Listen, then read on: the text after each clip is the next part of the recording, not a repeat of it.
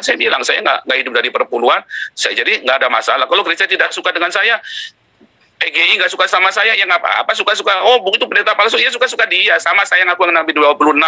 Saya kan juga nggak maksa Bapak percaya saya kan. Oke. Apa saya pernah maksa Pak Dinarsa, kalau tidak percaya sama saya Nabi ke-26, saya taruh parang di lehermu. Kan enggak kan? Nggak boleh saya begitu. Mau percaya syukur, nggak percaya sudah. Saya ini pendeta, Anda percaya syukur, nggak percaya sudah. Tapi saya lebih sering dipanggil pastor, karena sertifikat saya tulisannya pastor, Pak, bukan pendeta, Pak. Gitu. Oke, Pak. Pertanyaan selanjutnya, Pak. Ya, saya memahami jalan hidup Bapak sebagai, Bapak bilang tadi, penginjil, apa segala macam, dan harus mengabarkan apa yang menurut keyakinan Bapak betul, benar gitu, Pak, ya.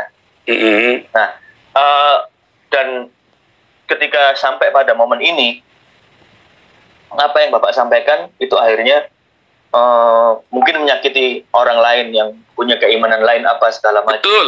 Terus dan kejadian seperti saat ini gitu, Pak.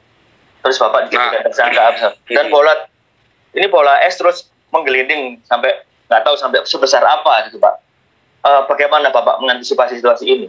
Apakah Bapak sadar kalau itu saya menyakiti atau memang Bapak menyampaikan apa yang menurut Bapak ingin disampaikan aja seperti itu, Pak? Saya sudah pikirkan, Pak. Yang bisa stop ya wartawan, Pak. Yang bisa menstop bola saljunya hanya wartawan. Kan wartawannya memviralkan kan. Nah, contoh ya, ini contoh. Waktu saya membaptis si Ali Makrus sama Yudi Mulyana, kemudian akhirnya dibaptis juga ya. Saya injili Yudi Mulyana tahun 2017. Terus tiba-tiba dia marah-marah sama saya kan. Terus tiba-tiba saya kaget Yudi Mulyana dibaptis. Misalnya begitu kan. Tapi kan para mualaf-mualaf itu kan nuduhnya saya yang membaptis. Saya lagi di sini, gimana saya cara baptisnya Yudi Mulyana kan? Ya, tapi intinya saya bersyukur. Pokoknya mau apapun Yudi Mulyana sama Ali Makrus, ustadz dua ustadz ini kan nyatanya kembali kepada Tuhan Yesus. Yang memviralkan siapa? Apa saya? Bukan kan? Ya, yang memviralkan orang Islam sendiri kan, orang-orang Muslim sendiri kan. Nah, waktu saya ngomong kemarin, ya kan, banyak yang YouTubers yang ratusan ribu, ya kan, Refli Harun, Rudi Kamri, Denny Cokro, Denny Siregar. Apa saya yang memviralkan? Bukan. Mereka yang memviralkan saya, Pak. Bapak belum ya, tapi kayak Detikcom kemarin, saya bersyukur ya, saya terima kasih buat Jawa Post, Detikcom. Saya nggak nulis, Pak, karena saya belum dapat. Terima kasih. Saya respect, dan saya dari dulu memang suka baca Jawa Post, Pak, karena memang dari dulu saya bilang, ini orang-orang Jawa Post ini memang objektif, jadi hati-hati. Dan mudah-mudahan kali ini pun objektif juga ya, nanti waktu nulisnya pun. Nah, kayak Detikcom, dia tulis hati-hati dan malah menghubungi saya, Tirto juga menghubungi saya. Artinya kalau memang mau memberitakan, jangan cuma diberitakan satu yang potong, yang kagak ngerti, orang-orang kagak ngerti apa-apa, terus Menkom itu bilang blokir itu akunnya Joseph Paulus. Sekarang saya harus mengaku, memang sudah diblokir, bagaimana? Bagaimana orang mau tahu kebenaran dong akunnya diblokir sama kalian? Kalian cuma potong sepotong, saya bilang Nabi ke-26 bla bla bla, ya kan? Terus yang lainnya ada apa di sebelum dan sesudahnya?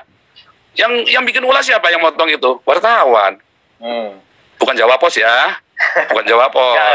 Saya udah paham kok, Pak. Nah, itulah masalahnya, Pak. Jadi yang bisa menghentikan bola salju ini hanya wartawan. Karena bolanya kan ada di wartawan kemarin kan, bukan di saya. Tapi Bapak merasa nggak, kalau dari Bapak sendiri ya, ini tanpa keterlibatan dari pihak luar, wartawan atau segala macam, kalau ini keluar akan menyakiti pihak lain, merasa nggak ada sedikit? Kenapa harus sakit hati, Pak, dengan yang saya ucapkan? Pertanyaannya, mengapa harus sakit hati? Siapa yang sakit hati? Menteri Agama kah? Berarti Menteri Agama kadar keimanannya kurang sekali. Wah, cetek banget kalau Gus Yakut itu bilang sakit hati. Kalau Ketua MUI bilang sakit hati, wah kalian tuh cetek banget iman kalian itu. Tuhan Yesus disakiti, dihina, nggak pernah sakit hati. Haleluya, itulah Tuhan yang saya sembah, Pak. Nggak pernah dia menasakiti. Wah, tapi kan nggak menyakiti. Oh, Tuhan Yesus bilang terkutuklah orang Farisi. Ya kan? Paulus bilang, ular beludak. Oh, dia tunjuk, Pak. Yohanes Pembaptis, dia tunjuk mukanya Herodes. Ditunjuk, Pak. Kita itu boleh menyuarakan yang kita nggak benar. Yang kita nggak boleh adalah kita bunuh orang, atau kita bacok orang, atau kita ancam orang. Yang kita nggak boleh, Pak. Di dalam kekristenan yang saya pelajari, ajaran yang saya jalan Tuhan yang saya pelajari, kita boleh mengkritik. Roma 13 ayat 1, kita nggak boleh kita memberontak sama pemerintah, ngajak demo yuk, pemerintah di demo, nggak boleh Pak. Menghasut itu nggak boleh. Tetapi ketika saya melakukan kritik sosial, itu boleh Pak, diizinkan di dalam Alkitab saya Pak. Oke Pak. Itu namanya suara kenabian. Nah, balik lagi. Pertanyaannya, loh kalau umat kan belum dewasa. Menteri mungkin nggak sakit hati, ketua MUI nggak sakit hati, ketua PBNU Robikun nggak sakit hati. Tapi kan umat, nah berarti kan kalian gagal mendidik umat kalian untuk dewasa. 70 tahun, lebih dari 70 tahun Indonesia merdeka. Bukan merdeka, Indonesia tidak pernah merdeka. Indonesia itu didirikan tahun 1945. Jadi tidak pernah dijajah. Saya ralat ya, Indonesia tidak pernah dijajah. Jadi Indonesia tahun 1945 berdiri. Sejak berdirinya Indonesia sampai hari ini lebih dari 70 tahun. Umat masih sakit hati urusannya agama. Waduh, orang lain sudah pada pergi ke bulan ke Mars, kalian masih ngurusin sakit hati. Berarti ada yang salah pendidikan agama di Indonesia. Makanya Pancasila, saya kagum dengan Soekarno. Dia tidak bilang keagamaan, tapi ketuhanan. Karena Soekarno sudah melihat jauh ke depan apa yang akan terjadi bangsa ini. Musuh kamu itu orang kamu sendiri. Nah itu loh Pak yang saya sekarang ini saya suarakan. Oh, jadi emang saya cuma mengkritik Islam saja? Enggak loh Pak, saya mengkritik gereja habis-habisan loh Pak. Saya dicaci maki sama gereja, PGI pun bilang saya ini kan, orang nggak jelas kan? Jadi nggak cuma Bapak saja, nggak cuma nggak cuma Gus Yakut dan Ketua MUI saja, PGI pun bilang saya orang nggak jelas Pak. Oke Pak, Bapak kan tadi bilang nggak mungkin mengajak untuk memberontak kalau pemerintah dalam tanda kutip ya Pak ya, ngajak demo apa segala macam. Nggak boleh. Dan sekarang sikapnya pemerintah adalah mentersangkakan Bapak. Ini sikap pemerintah loh Pak, melalui Polri ya Pak ya. Karena kan memang ada pasalnya di Indonesia, ya, jadi nggak salah dong pemerintah. Boleh ya Pak ya? Ya. Nah, ini kan sikap pemerintah melalui Polri mentersangkakan Bapak dengan pasal-pasal ya yang kita semua udah tahu seperti apa penistaan dan segala macam.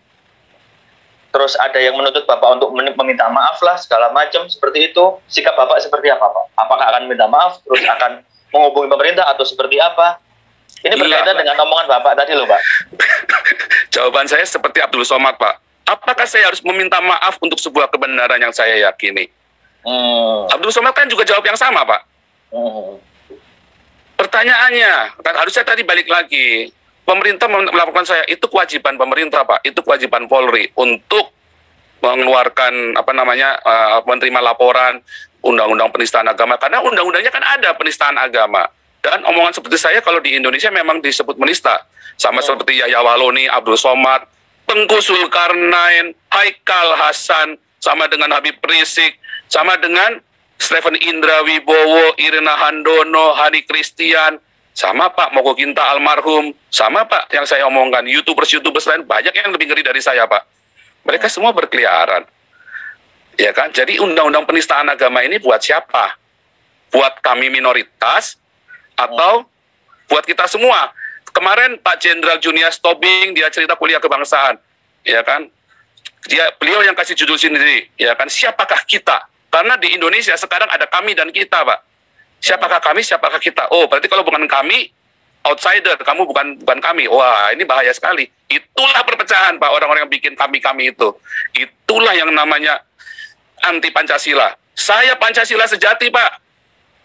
Lihat ya, YouTuber semana di Indonesia, sekalipun Denny Siregar, yang bikin kuliah Pancasila tiap seminggu sekali. Cuman saya, Pak, tak tongkrongin, dapat duit nggak? Enggak, Pak.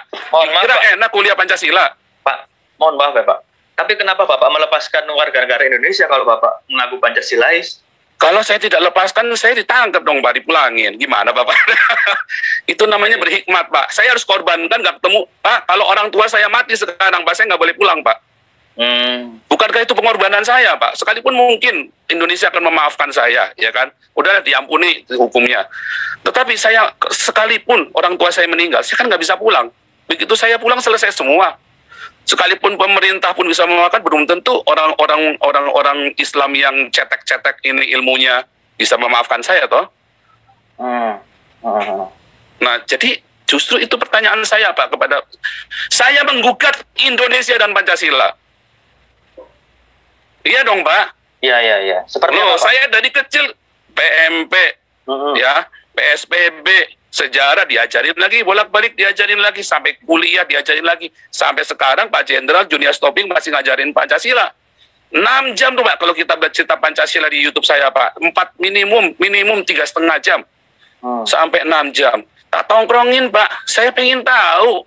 Akhirnya saya bilang sama Pak Junius, Pak Jenderal, ini cuma retorika. Nyatanya kan nggak ada yang begini Pak Jenderal. Nggak ada, ini semua retorika doang. Mana ada Pancasila di Indonesia? Eropa lebih Pancasila daripada Indonesia. Maksud Bapak, ya kan? Seperti apa Pak? Ketuhanan yang Maha Esa. Apa di Eropa pernah ada Bapak dengar persekusi agama di sini? Justru orang-orang yang dipersekusi agama larinya ke sini. Orang-orang dari Timur Tengah, Muslim-Muslim semua, apa di sini dilakukan anarkis? Hampir tidak ada. 1-2 itu oknum yang benar-benar sedikit sekali. Ada Pak di Hanau. Wah, itu sedikit sekali Pak. Tapi ada pemantiknya apa? Pemantiknya apa? Kejadian di ya itu di Hanau yang orang mati, orang contoh gitu kan? Apa tahu? Itu ada pemantiknya Pak. Gimana Pak? Coba diceritakan. Iya, itu kan pemantiknya ceritanya kan. Supaya saya jangan membuat khawatir sahabat-sahabat saya. Kalau saya sih udah. Cuma yang penting teman-teman, sahabat-sahabat saya kan juga khawatir ya. Oke, saya main safe. Saya bilang saya juga nggak akan nantang-nantang. Kalau saya ketemu orang apa, nantang-nantang, nanti kan kesannya juga saya sombong, arogan tadi itu kan.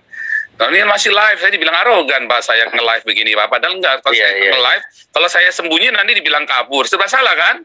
Sembunyi dibilang kabur, saya nongol bilang arogan. Enggak, saya nggak mau kabur juga, saya mau tanggung jawab gitu. Iya, begini Pak, posisi saya mau menempatkan posisi saya Pak ya. Saya kan sebagai wartawan, saya nggak punya hak untuk berpendapat atau apapun. Tugas saya ke Bapak hanya sekedar bertanya. Maksudnya tolong dipahami dulu duduknya seperti apa, posisi saya seperti apa, posisi Bapak seperti apa. Jadi seperti itu Pak. Untuk urusan yang segala macam, bahkan saya pun diam ketika Bapak bilang wartawan mau framing apa segala macam, terus backfire-nya ke kita, ke jurnalis, ke wartawan. Ya itu sudah resiko profesi kami. Oke, itu saya pahami sebagai resiko profesi. Jadi yaudahlah, nggak masalah. Sama juga Bapak juga mengalami masalah di framing, merasa di framing apa segala macam, ya itu masalah kita masing-masing. Ya Pak ya. Jadi kita jalan dari sini ya Pak ya. Oke, jadi saya sekarang mau sebenarnya sebelumnya mau nanya dulu. Gimana kabarnya Pak? Sehat Pak? Luar biasa Pak, luar biasa Pak. Sehat. Gimana kalau secara mental sehat juga masih Pak? Kalau menurut saya sehat Pak. Iya. Karena kan ini kan sudah dibully oleh orang seluruh Indonesia dan orang seluruh dunia, bukan dibully ya, maksudnya sedang jadi perbincangan hangat seperti itu Bapak.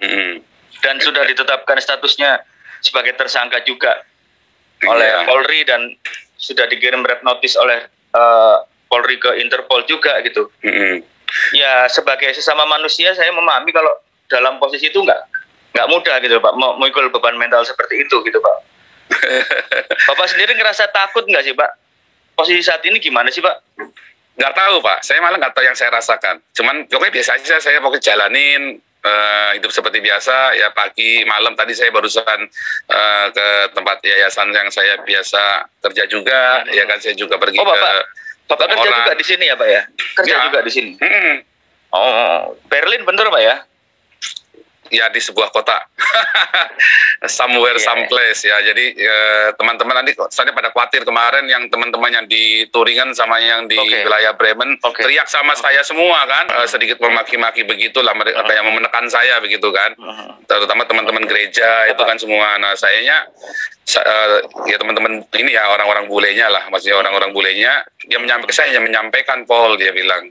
Ya enggak kan kemarin Bapak bahasanya juga bagi sebagian orang juga nantang gelut juga kan Pak? Nah itu dia, saya juga heran. Nah kalau beberapa orang ngomong apa aja, saya kan apologet Pak. Saya menjawab tuduhannya orang Muslim terhadap Alkitab orang Kristen. Lihat di YouTube itu banyak ngawur-ngawur. Stephen Indra, Hani Kristian, ya ngaku-ngaku pendeta, ngaku-ngaku Romo, Bangun Samudra, ya para penipu-penipu ini kan, Ustadz Kaimana. Terus siapa lagi, satu lagi tuh Ustadz Kaimana, Bangun Samudra, ngaku-ngaku S3 segala macam, Irna Handono, ya kan? Itu harus saya jawab dong Pak. Ketika saya menjawab, saya pasti akan menyakiti dong Pak.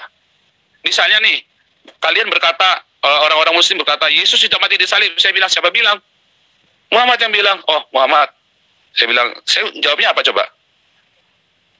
Yang benar Alkitab saya atau Alkitabnya orang Islam? Kitab sucinya orang Islam. Maka saya kan harus jawab dengan tegas kan? Kalau di Indonesia muter-muter Pak. Nah kalau saya milih jeder. Sama kan Pak? Kalau muter-muter, terus orang Islam mau dengar nggak yang kita ngomong? Nggak mau lah Pak, ditutup kupingnya lah Pak. Kafir, kafir, kafir, kafir, kafir. Ketika saya ngomong jeder, kaget mereka. Viralkan punya saya.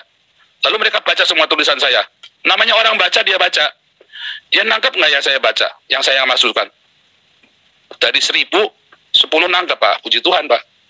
Tapi kalau saya ngomong-ngomong alur gitu nggak divilarkan, ngomong sama 100 orang, 200 orang nggak ngerti Pak. Oke. Ya Pak, saya udah nangkap semua maksudnya Bapak. Alah, teolog Islam siapapun saya lawan sini debat sama saya. Buktikan saya salah. Buktikan saya menista agama kamu.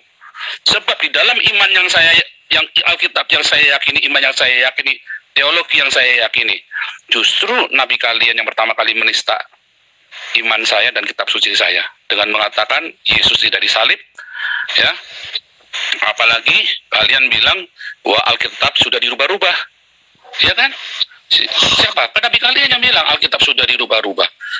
Yang ketiga, ada di dalam hadis Nabi katanya Muhammad ingin mau menikahi Maria, ibu Yesus. Oh itu gila itu. Itu gila itu. Nah itu kan penistaan dari zaman Muhammad. Bukan saya mau menang-menangan, tapi itu kenyataannya ada di terus. Sementara di kitab kami nggak ada menista agama Islam satupun, nggak ada. Dan saya itu hanya mengembalikannya ke kalian. Nah kalian kan nggak pernah melakukan tanya kenapa. Ya kan itu cuma salah satu contoh. Nah itu salah satu contoh yang saya kembalikan. Makanya saya kembalikan kepada kalian. Nah itulah apologia, kita menjawab. Sebab memang saya harus jawab. Oh itu bukan ranah, itu ranah saya dong. Saya mewakili diri saya sendiri loh ya.